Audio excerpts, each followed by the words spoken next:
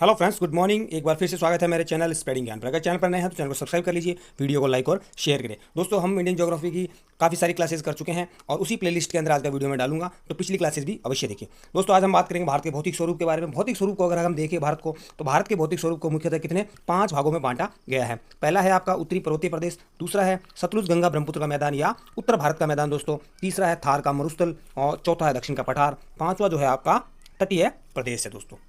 5 भागों में बांटा है, उसको हम आप भी डिटेल में देखते हैं। भारत के धरातल पर वैसे तो बहुत विविधता पाई जाती है, कहीं पर पठार, कहीं पर ऊंचे ऊंचे पर्वत हैं, तो कहीं पर क्या है, समतल मैदान है। भारत के संपूर्ण क्षेत्रफल का जो आपका संपूर्ण क्षेत्रफल है उसका कितना 43% क्या है, मैदान है। 43% मैदान है दोस्तों, ठीक है।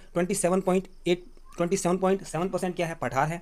18.6% पहाड़ियाँ हैं और 10.7% पर्वतीय भाग है। अभी आप सोच रहे होंगे कि मैं पिछली वीडियो के अंदर, पिछले उसमें स्लाइड के अंदर बताया था कि 5 भाग हैं, तो यहाँ पे 4 ही कैसे हैं। तो दोस्तों, आपका जो 43% है ना, 43% के अंदर क्या है, जो मैदानी भाग है, इसका जितना भी मैदानी भाग है ना, भारत के जितने भी मैदानी भाग हैं प्लस मरुस्थल उसके अंदर शामिल किया गया है। शामिल जो है मरुस्थल इसके अंदर शामिल किया गया है दोस्तों। तो अभी एक भौतिक संरचना, उत्तरी पर्वतीय प्रदेश, विशाल मैदान हो गया, प्रायद्वीप पठार हो गया, मरुस्थल हो गया और समुद्री तटीय मैदान हो गया। तो 43 के अंदर क्या है आपका, समुद्री तटीय मैदान भी इसमें इंक्लूड है, ठीक है। विशाल मैदान भी इसके अंदर इंक्लूड है और मरुस्थलीय प्रदेश भी इसके इंक्लूड किए गए हैं। तो इन तीनों को मिला के 43% होता है दोस्तों, ठीक है। चलिए आगे बात करते हैं। आज का जो अपना पूरा फोकस रहेगा क्लास का, वो रहेगा आपका पर्वतीय क्षेत्र या हिमालय का जो क्षेत्र है उसके बारे में दोस्तों, ठीक है। हिमालय का निर्माण कैसे हुआ था इसके बारे में अगर थोड़ा सा डिटेल में जाते हैं, तो हिमालय में दोस्तों सबसे जो एकदम उत्तरी हिमालय है उसको क्या बोला जाता है, ट्रांस हिमालय।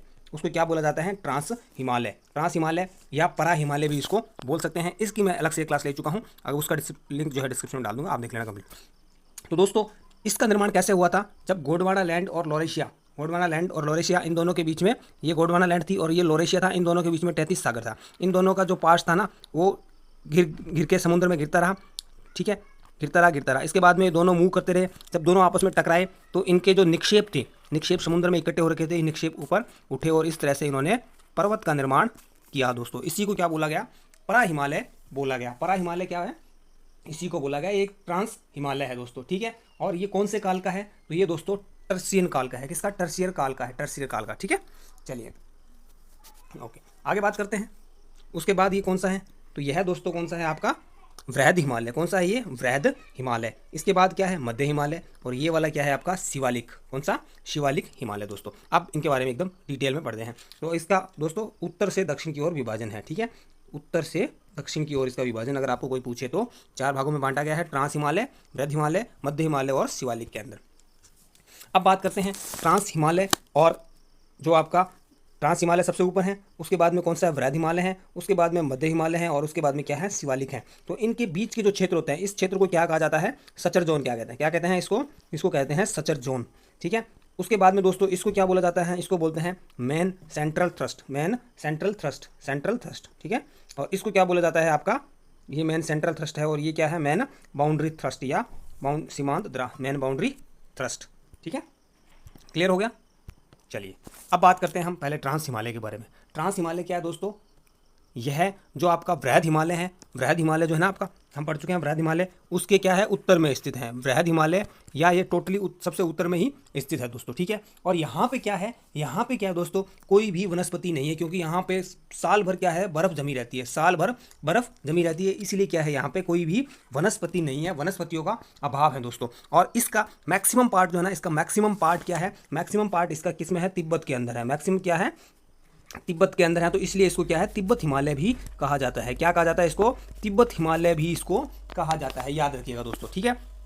इसकी जो रेंज कौन कौन सी है, काराकोरम, लद्दाख, जास्कर और पीर पंजाल। कौन सी, काराकोरम, जास्कर, लद्दाख और पीर पंजाल जो है इसकी श्रेणियां हैं दोस्तों, ठीक है। और इसके अंतर्गत सबसे ऊंची चोटी कौन सी है इसकी, K2 या गॉडविन ऑस्टिन है। कौन सी, K2 या गॉडविन ऑस्टिन किसके अंदर है, काराकोरम रेंज के अंदर है। किसके अंदर है, काराकोरम रेंज के अंदर गॉडविन ऑस्टिन है, ठीक है। और एक और कौन सी, राकापोसी भी इसी में दोस्तों कौन सी, लद्दाख श्रेणी के अंदर स्थित है। राकापोसी कौन सी है, लद्दाख श्रेणी के अंदर स्थित है। इसकी सबसे बड़ी खासियत क्या है, इसकी सबसे बड़ी खासियत है कि सबसे अधिक तीव्र ढाल है इसकी। राकापोसी की सबसे खासियत क्या है, तीव्र ढाल वाली चोटी है दोस्तों। तीव्र ढाल वाली कौन सी है ये, चोटी है। और यहीं पे दोस्तों, यहीं पे क्या है, काराकोरम रेंज के अंदर ही कौन सा विश्व का दूसरा सबसे बड़ा ग्लेशियर, कौन सा, सियाचिन ग्लेशियर। विश्व का दूसरा सबसे बड़ा ग्लेशियर कौन सा, सियाचिन ग्लेशियर भी यहीं पे स्थित है, याद रखने वाली बात है। तो सारे फैक्ट याद हो गए। काराकोरम रेंज के अंदर K2 गॉडविन ऑस्टिन है दोस्तों, राकापोसी जो है लद्दाख श्रेणी में है, और काराकोरम के अंदर ही सियाचिन ग्लेशियर स्थित है। आई होप कि अब इसमें से कोई भी क्वेश्चन जो होगा वो गलत नहीं होगा दोस्तों, ठीक है।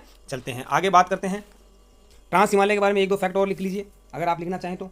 दोस्तों इसके अंदर कौन सी एक नुब्रा घाटी है, कौन सी, नुब्रा वैली। नुब्रा वैली दोस्तों नुब्रा नदी के नाम पर है, ठीक है। सियाचिन से एक नदी निकलती है नुब्रा, सियाचिन ग्लेशियर जो है वहाँ से एक नदी निकलती है, कौन सी, नुब्रा। उसी के नाम पर दोस्तों क्या है, नुब्रा घाटी है। नुब्रा नदी और श्योक नदी के बीच में। और वहाँ की सबसे फेमस चीज़ क्या है, दो कुबड़ वाले ऊँट, दो कुबड़ वाले ऊँट हैं, उनको बैक्टीरियन ऊँट भी कहा जाता है। बैक्टीरियन कहाँ पे पाए जाते हैं, नुब्रा घाटी के अंदर। कहाँ पे, नुब्रा घाटी के अंदर दोस्तों। और भारत का सबसे शुष्क क्षेत्र कौन सा है, लद्दाख। कौन सा, लद्दाख, वो भी यहीं पे स्थित है, ठीक है। चलिए अगला हम बात करेंगे महान या वृद्ध हिमालय के बारे में।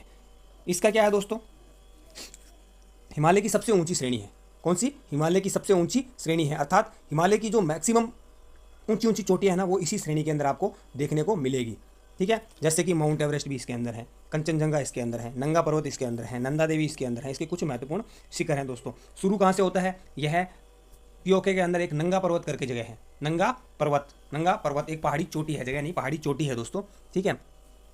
वहाँ से लेकर के कहाँ पर, अरुणाचल प्रदेश के अंदर नामचा बरवा तक, नंगा पर्वत से नामचा बरवा तक, नंगा पर्वत से नामचा बरवा तक इसका विस्तार है दोस्तों। नंगा पर्वत से नामचा पर्वत तक इसका विस्तार है, ठीक है।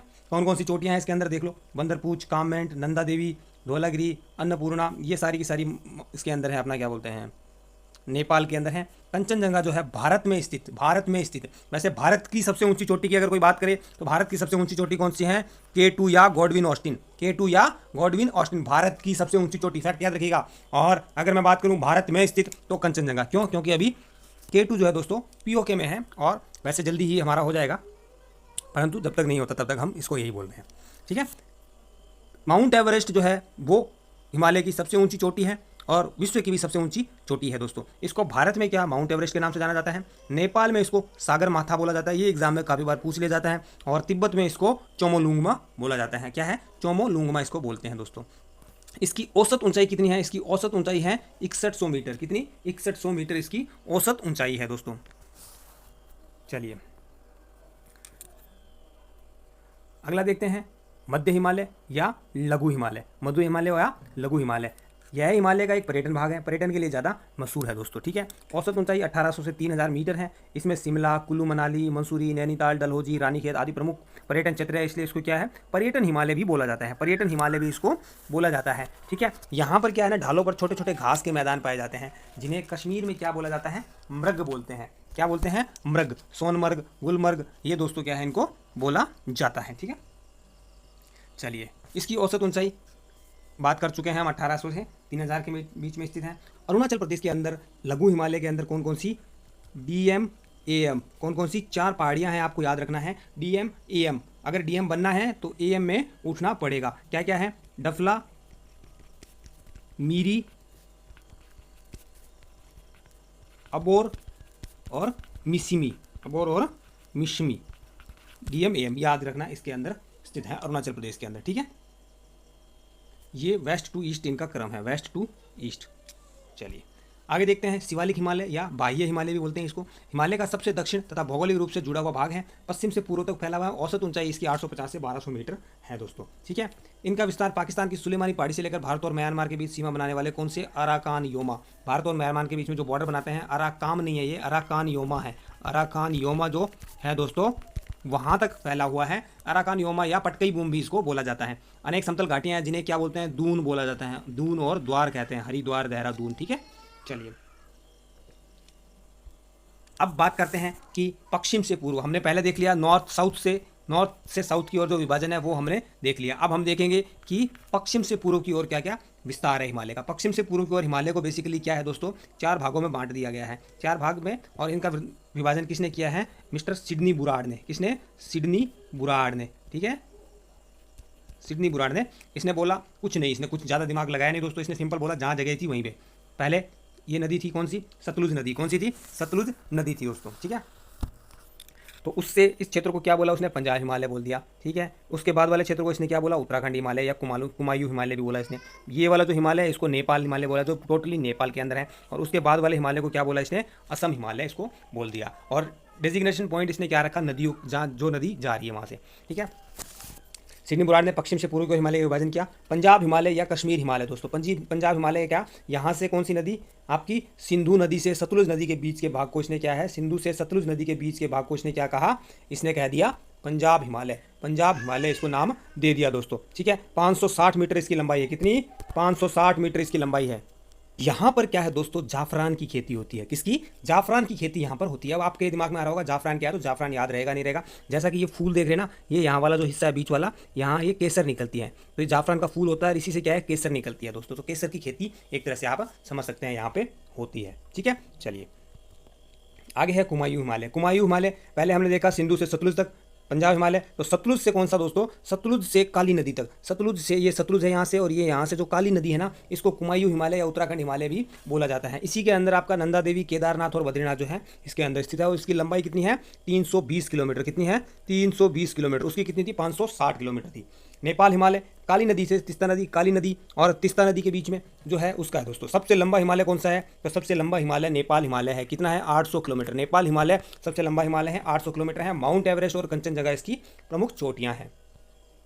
उसके बाद में तीस्ता नदी से दिहांग या ब्रह्मपुत्र नदी के बीच का जो हिमालय है उसको क्या बोला जाता है दोस्तों, असम हिमालय बोला जाता है। क्या बोला जाता है, असम हिमालय बोला जाता है। इसकी लंबाई कितनी है, 720 से 750 के बीच में इसकी लंबाई है दोस्तों। औसत लंबाई जो है इसकी ये है। तो ये आज का हिमालय का कंटेंट था, वो कंप्लीट हो गया है। कल की क्लास के अंदर एक 5 मिनट की क्लास होगी, ज़्यादा क्लास नहीं होगी दोस्तों। उसके अंदर मैं पढ़ाऊंगा हिमालय का महत्व है, हिमालय का क्या भौतिक महत्व है, क्या प्राकृतिक महत्व है दोस्तों, क्या सामरिक महत्व है, वो हम कल की क्लास के अंदर 5 मिनट की क्लास होगी वो पढ़ लेंगे। अगर कंटेंट अच्छा लग रहा है तो चैनल को सब्सक्राइब करें, वीडियो को लाइक और शेयर करें। Thank you for watching, bye bye, take care.